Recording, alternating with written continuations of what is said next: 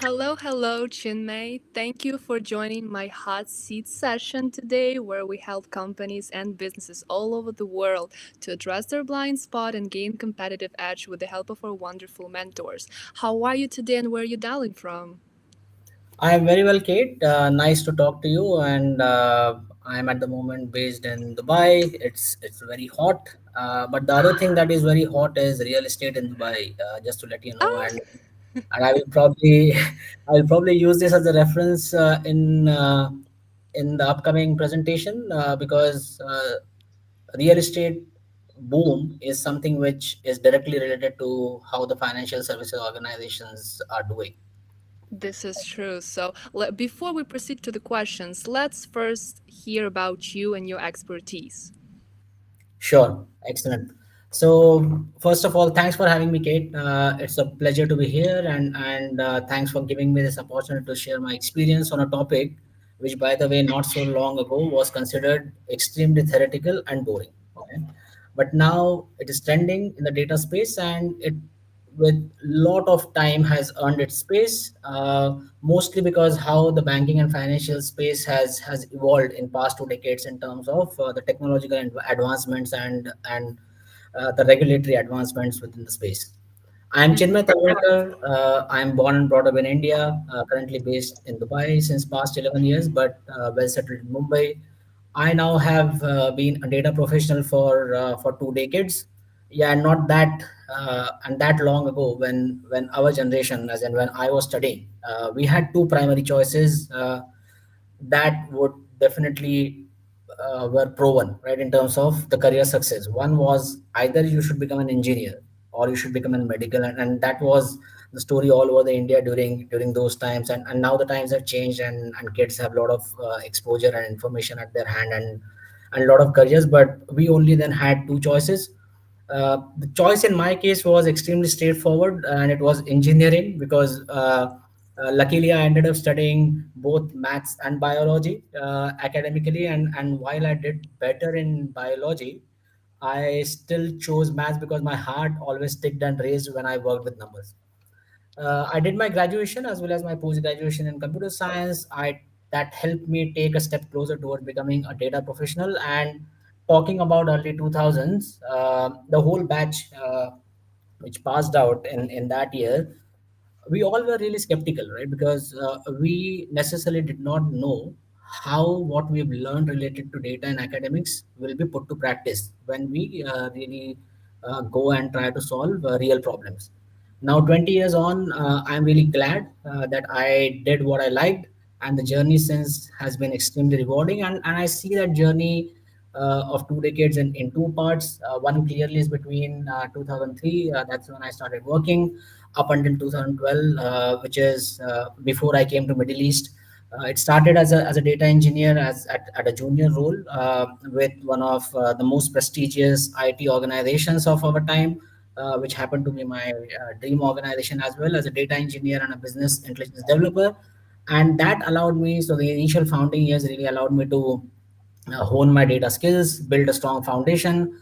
And that was also my first exposure to the financial services, but that was mostly US clients. Now, as the years went by, the challenge of understanding the business context associated with the data, as well as how data transformation would benefit the clients, really helped me think about data very differently. Because until then, as a junior consultant, I was thinking of it as something which always needed to be done technically, right? And rather than now looking at it as a technical stream, I started looking at understanding the business problems, how the underlying data would solve these problems, and why it was critical to adopt a consultative approach to problem solving rather than only looking at from a lens of a technology, right? And during this period, I really feel lucky that I ended up working with a lot of banks in different regions, and every region has a very different flavor for banking and financial services. I worked in UK, I worked in Singapore, Hong Kong, Malaysia, India, in different roles, different capacities with different banking stakeholders, and came across varied problems which could be solved through data, right? And then came the global crisis in 2007. I was in the UK, and I had to come back. and I had to also make a career shift because I really felt that staying closer to the business and really talking to the end consumer was something which I wanted to try rather than sitting behind and doing the technical work. So that's where I actually joined a startup in Mumbai, coming back from UK, and I got exposure to marketing automation, where I was involved in supporting clients in improving the upsell and cross sell of their products through marketing campaigns. And in 2012, the marketing tool that I was using in that startup got acquired by IBM. They needed experts in the Middle East to help grow the business and deliver this. And that's how I ended up being in this region. But couple of years down the line, the market was not ready for that kind of a technology, unlike in Europe, UK, and ASEAN region, where that technology was really doing well, and the markets were more developed, I would say. So I shifted back to my strong suit, which was data, and during my remaining stint with IBM, I continued to deliver engagements in different sectors such as telecom, aviation, financial services, and I extensively traveled as well across the Middle East and African region. And then in 2017, I got my first opportunity to work for a management consulting firm, which was KPMG, and I also was instrumental in establishing the data and analytics team there, being one of the founding members of the team in 2017. I was with the firm for about 6 years, and I have recently joined Protivity in a capacity of a senior director. I'm really looking forward to the new chapter. When I'm not working, Kate, I'm a very, very big sports fan.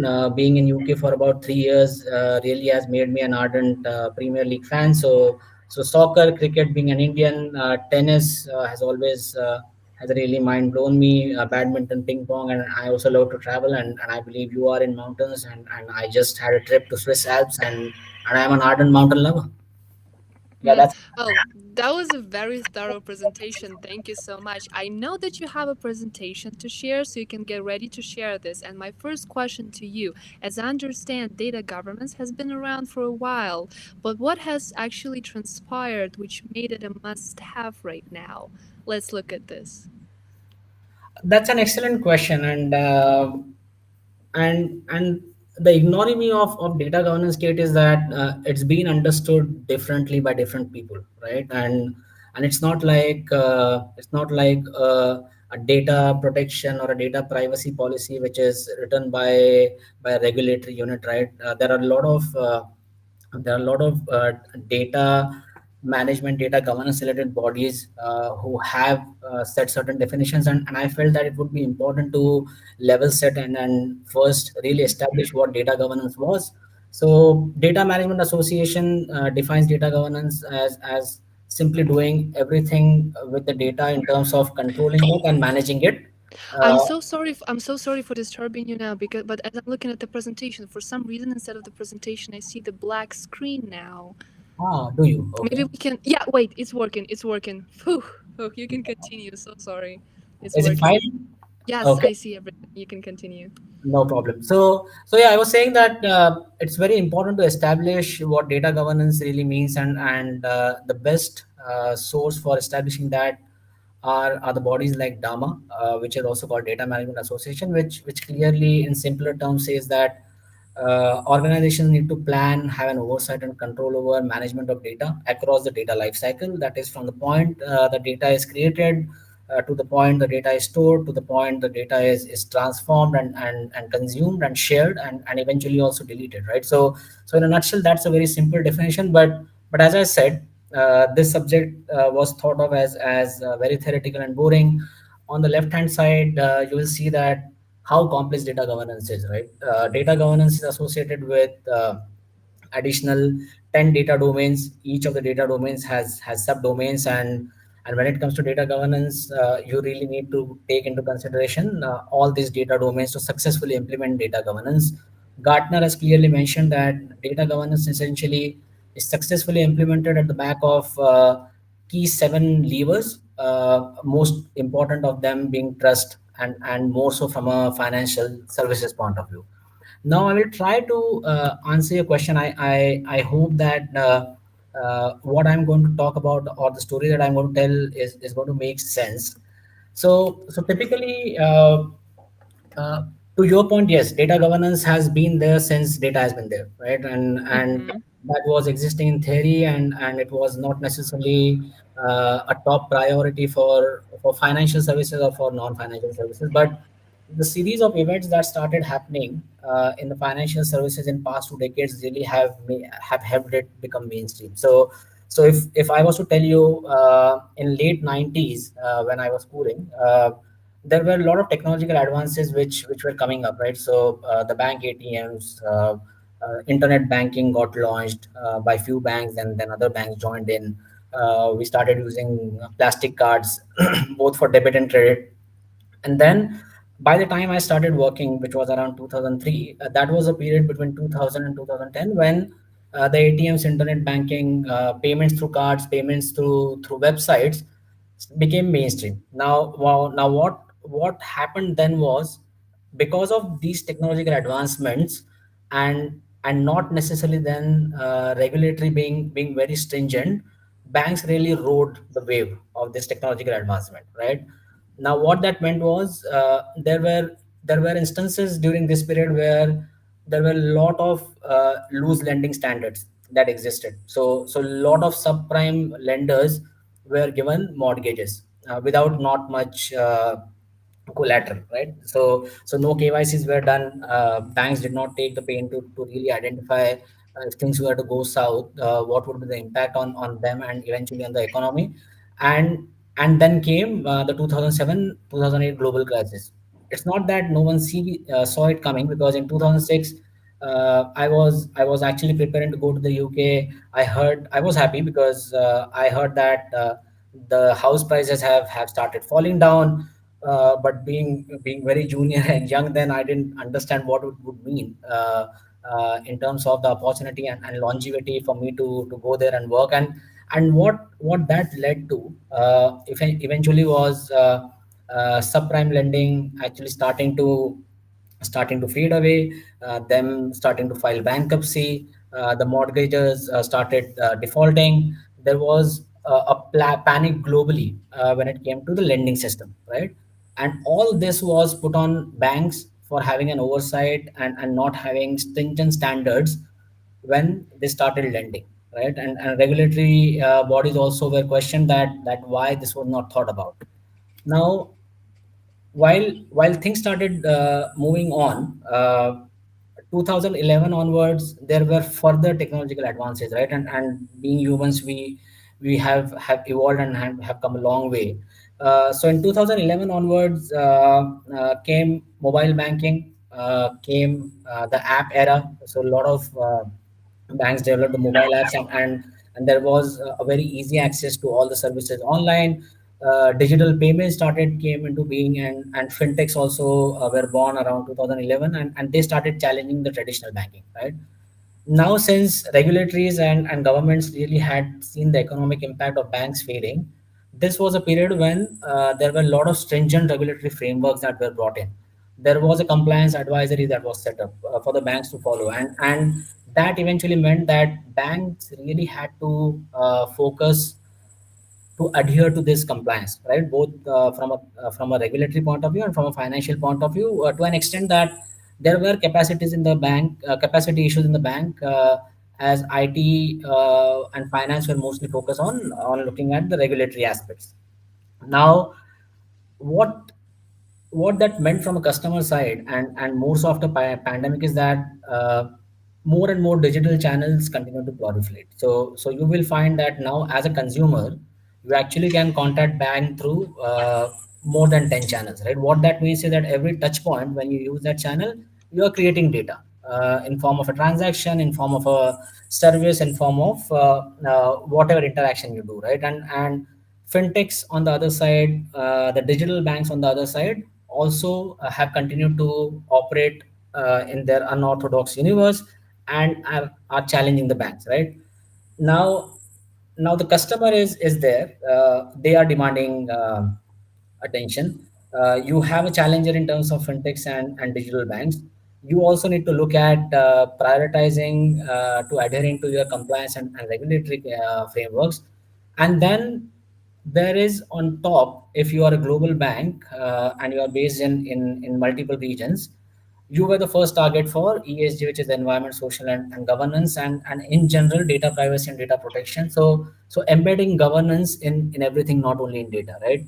So what that meant was, while all this was happening, banks actually didn't have the bandwidth to have that human touch to provide the exceptional customer experience that customer was demanding, more so post COVID.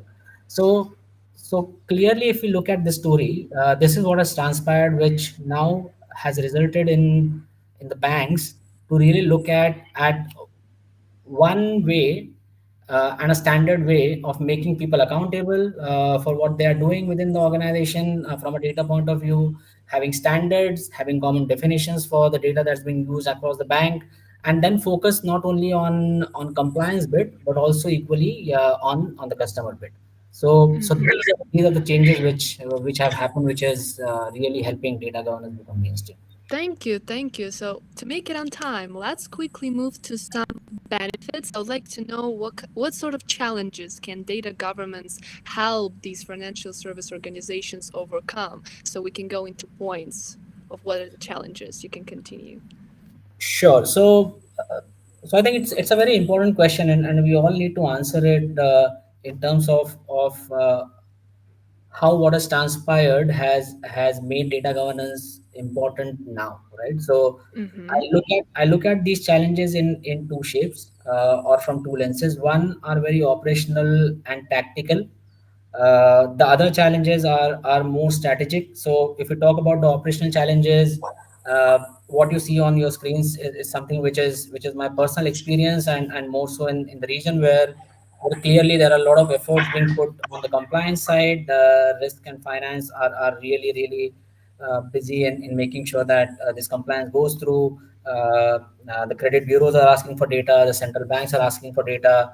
You need to comply with a lot of rules related to data privacy and data protection. So that clearly is a problem, and there needs to be a solution so that then we free up the bandwidth. It has to be done. There is no question, but that's a problem. What has also happened is to make sure that the customers also stay happy and they stay to the bank. Banks have gone ahead and bought every technology on the universe, right? So everything that can help them really give quick results working with the data, they have bought it. But that necessarily doesn't mean that there's enough adoption. They also lack skills on a lot of those technologies, because these technologies are bought because the data has changed a lot, right? Data comes in different shapes and forms, it comes at different speeds, and immediately when you have to cater to that data to understand your customer better, you end up buying a new technology, which may not be the right decision. There's a clear misalignment between IT and business, because business says that IT really don't understand the business context when we give them requirements, and we don't trust the data because they really don't understand what we have asked for. And in terms of competition, again, fintechs and regtechs are embracing the technology much better. They are implementing it properly. They are testing it in terms of the right fit from an architecture point of view. So these are all the tactical issues which are driving the data governance, because all these are people, process, and technology related issues from a tactical point of view. Now, Mm-hmm. if we talk about the strategic point of view, Kate, banking CEO wants his bank to be the best, right? And he's looking at modern trends, how I can use data to create new products, how I can monetize my data, how can I give the next generation customer experience to my customers, how can I reduce the efforts in complying with regulatory and finance. How can I simplify the data estate by modernizing it, right? And how I can embark on innovation. And that basically is the answer to this, is that this will only be possible if there is enterprise level governance, right? And we are not only talking about data governance here. Data is part of the enterprise level governance, but we spoke about ESG, we spoke about governance, risk and compliance, we spoke about data governance, and to really be able to solve both the tactical and the strategic side of things, the CEOs really need to look at the governance people, process, and technology lens. Thank you. So, these were the challenges, but what are some actual benefits that these organizations will get when they embed data governance into the digital DNA? So see, it's easier said than done, and probably uh, there could be many benefits. But if from my practical experience, I have to list down the key benefits, I would say that the most important is to establish the consistent and uniform processes that will make sure that everyone in the organization really understand what does data governance entails in terms of data domains. The other thing is that both business and IT need to come together and work as one team and agree on and align on what business wants from this year, from next 5 years, from next 10 years, and how the banking landscape from a business point of view is changing, and what would be the impact on the technology landscape because of the change in business landscape. Have clear agreements on accountability, because in my experience I have seen that many a times people shrug their shoulders and say that I'm not accountable or I'm not the custodian of that data, so don't come to me and ask me whether I can trust that, whether you can trust that data or not, right? Because maybe my role is not clear, right? And then very recently, data governance is being embraced by financial services institutions because data trust is an important factor.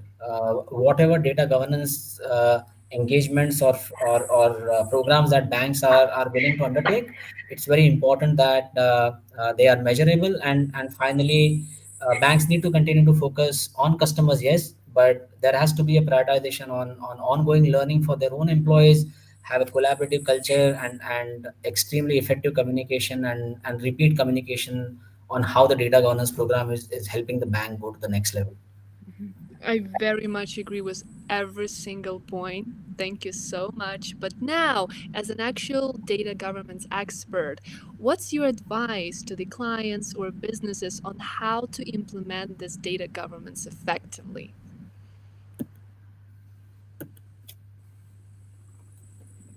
So I would say data governance can be looked at from a very simple framework. This is again something which I feel from personal experience. While it's oversimplified, I would say I call it a STEM framework, which probably can really help you get on your successful data governance journey. So it's very important that when a client decides to embark on data governance journey, they need to start with a strong sponsorship, because what we've seen in the market is that unless you have a strong sponsor, you again will go back in the loop of why data governance is needed, right? It's a theoretical topic. Is it really needed? Are we big enough to really having to implement it? Can we wait for a few years? uh, and again, I'm talking about banks who are at different level, right? There are banks who are big, they absolutely need it. They are having that customer volume, the transaction volume, the threshold for which data governance is extremely important. So starting with strong sponsorship is extremely important. Timing the transformation is important, because you can easily get lost in how long would this take, right? So you need to be very clear in your head, have that blueprint for the program, be very clear in your mind what are the quick wins, what you will achieve in X weeks, X months, and how long the program is going to run, what sort of support are you going to require, internal as well as external, along with the sponsorship. And then you embark on execution, and not only execution and delivering, but also operationalizing, which is making sure that whatever you are putting together in terms of an operating model, in terms of the roles that you are defining within your organizations, both in IT and within the businesses, or the processes that you want to be operationalizing in terms of the standards and the controls that you want all your bank to follow enterprise wide. Operationalization is a key aspect alongside execution. And finally, where a lot of banks still are not that matured is on measuring the change in data trust, right?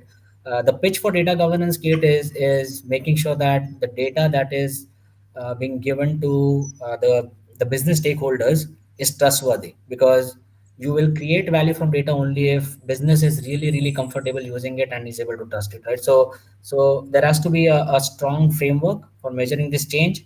And I would say that you can call your data governance program successful if you look at it from three business lenses, and there is crystal clear clarity that what you are going to do from a business point of view, what you are going to do from a compliance point of view, and how technology is going to help you.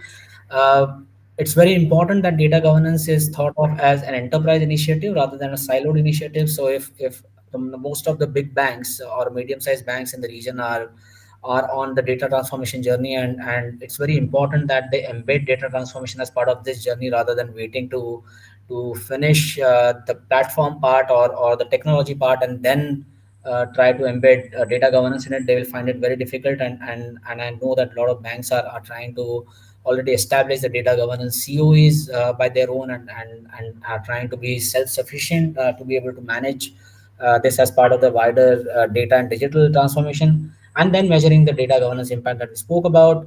If at the end of this program, bank can comfortably say, or the financial institution can comfortably say that we are data literate, and data literacy is very wide.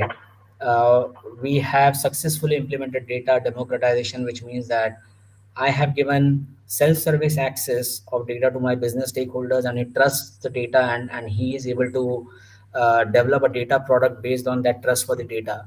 And he picks his hand up and says that I am the data ambassador that I want to take, that I want to be for my bank to go forward. That's when you really have made impact through data governance. Well, thank you so much, Chinmai, for this wonderful presentation. I'd like to thank you for this wonderful insight because I should be honest, I'm a beginner at this completely, but in just 20 minutes, I was able to understand everything. This is a mentor talent, I should tell you. Thank you so much. I really enjoyed this presentation. And if our audience enjoyed it as well, because somebody in comments said that you have such an impressive journey in your life, and this is absolutely true. I highly encourage everyone to check our caption and see how you can work with Chinmay to solve your personal business problems. Again, thank you so much, Chinmay, and I hope you're going to have a great rest of the day. Thanks for this opportunity, Kate, and you enjoy your vacation. Have a good time. You too. Bye. Thank you. Bye bye.